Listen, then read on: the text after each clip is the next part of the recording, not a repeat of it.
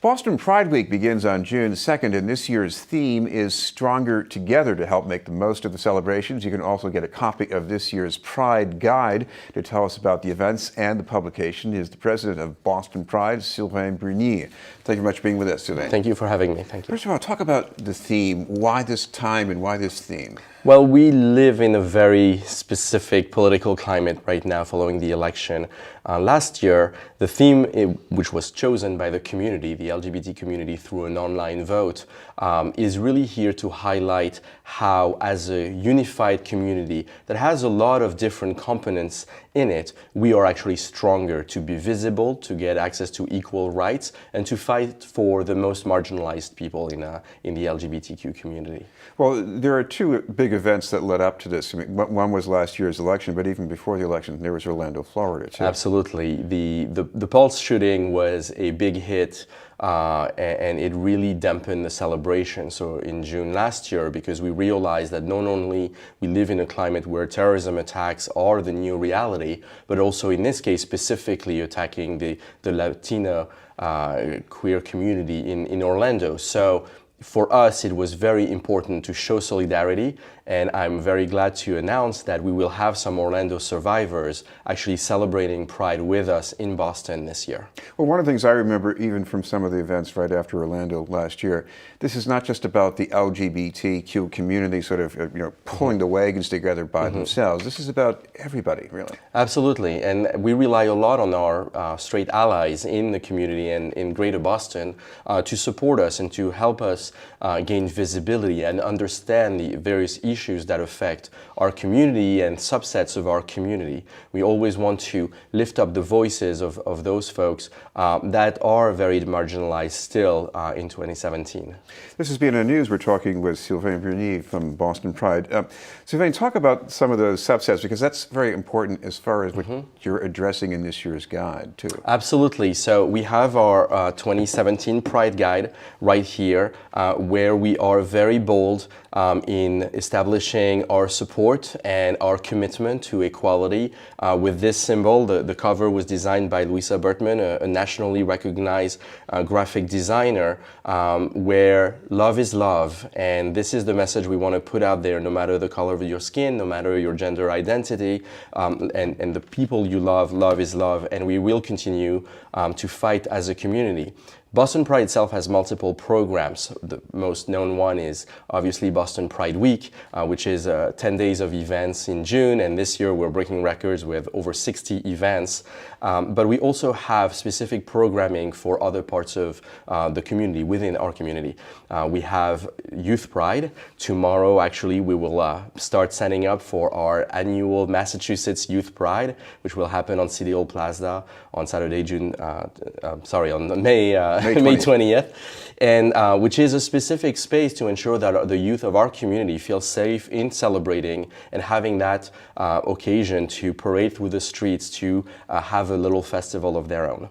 Within Boston Pride, we also have programs dedicated to communities of color. So we have Black Pride, we have Latinx Pride, and we try, to work with a lot of other organizations to build those relationships that actually have an impact for those voices in our community. Originally we think of Boston Pride as this one parade, and it was different from everything else. But when you get some of these smaller events like block parties, Back Bay, in Jamaica Plain, it's like it's hard to see a difference between the community and the neighborhood anymore.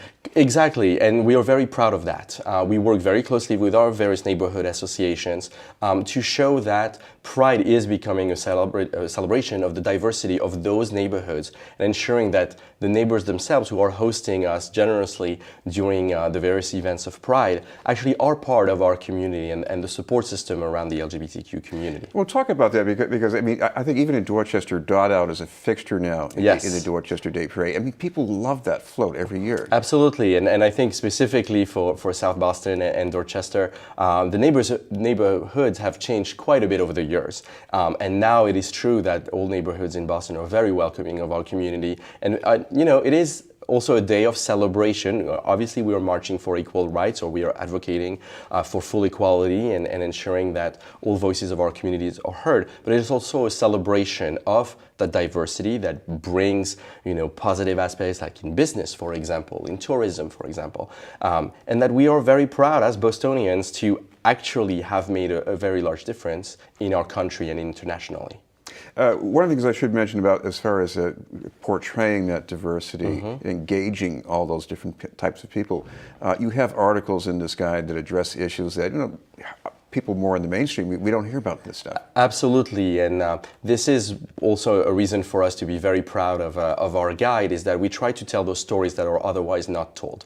For example, this year we have a great article on the recovering community within the LGBTQ community and what it means for members of our community with respect to the Pride celebration, but other aspects of their lives. We have a variety of articles specifically about families or youth or the experience of people of color, or we have a great article on the intersection of various identity with older adults who might be HIV positive and are part of communities of color, for example, that have a specific set of stories that need to be out there, need to be heard, and that's why Boston Pride works very, very hard to have this entirely volunteer effort produce such a big magazine.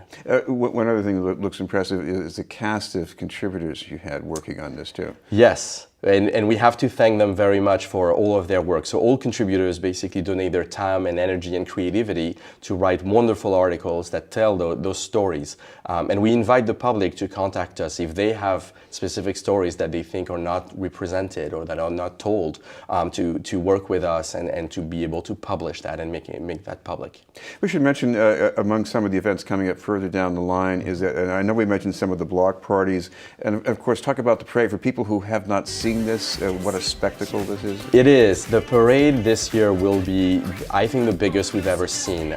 We are reaching the number 300 in terms of groups participating, which is over 20% increase on last year.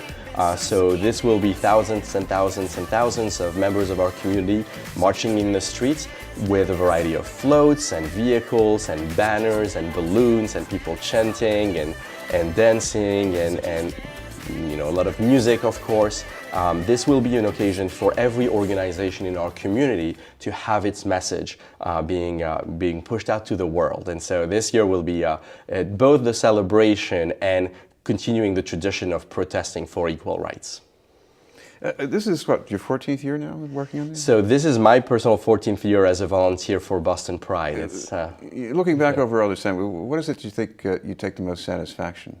Well, we always say that it's always somebody's first Pride, and this is really what motivates me personally, and I know the rest of the team as well, to continue working really, really hard to deliver really high-quality events that are safe and welcoming of everyone in our community. Because even though Pride, and this year will be our 47th edition of Boston Pride, there is still somebody who's going to be new and discover that they have a community, that they have another family that they can rely on, that is there to support them, to welcome them, and to create a safe and welcoming environment for them. So this is really where we get the satisfaction of seeing those new faces come every year. Plus, obviously the general public being there and enjoying and showing support for the community. Well, I know there are more details to this than we can possibly touch on, but we should mention the website and how people can get hold of this guide. Absolutely. So the website for more information, bostonpride.org. We have every single possible piece of information about all of our events.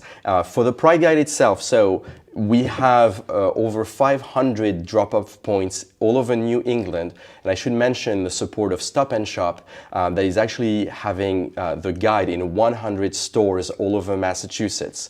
So this is the easiest way outside of Boston proper to get a hold of the guide, is to go to a Stop and Shop store and pick it up over there. Thank you very much for being with us. Thank you. Sylvain Bruni from Boston Pride. We'll have more news in just a moment, including the report from Dorchester with Bill Forey.